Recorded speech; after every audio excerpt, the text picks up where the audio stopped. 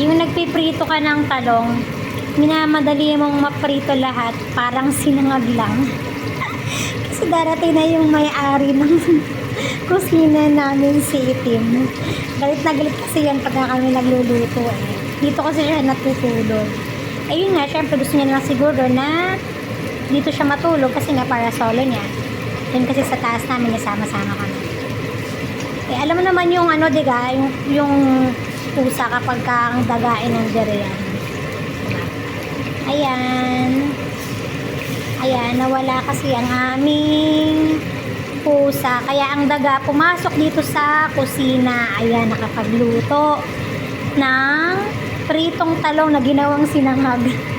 And syempre, eto rin ang ating tilapia. And syempre, gumawa rin ako ng aming sausawan. And syempre, eto ang aming sausawan. Yes, nilagyan ko ng sibuyas, kamatis at paminta, asin. Syempre, meron din yung bawang para naman masarap-sarap ang aming kainan. And syempre, invite ko nga pala yung aking magaling na pinsan. Dahil minasabi niya ako din magluto. Ayan, sinipag po ako kaya ayan.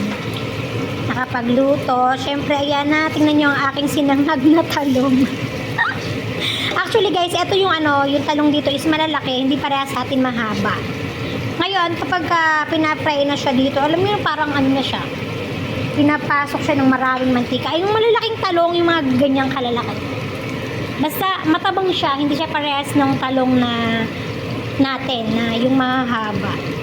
Pero syempre meron naman dito kaso nga lang may kamahalan. And syempre sa kusina namin is meron din namang free na talong, yun nga lang malalaki. Huwag na tayong masyadong demanding. Syempre dun tayo sa makakatipid. Diba?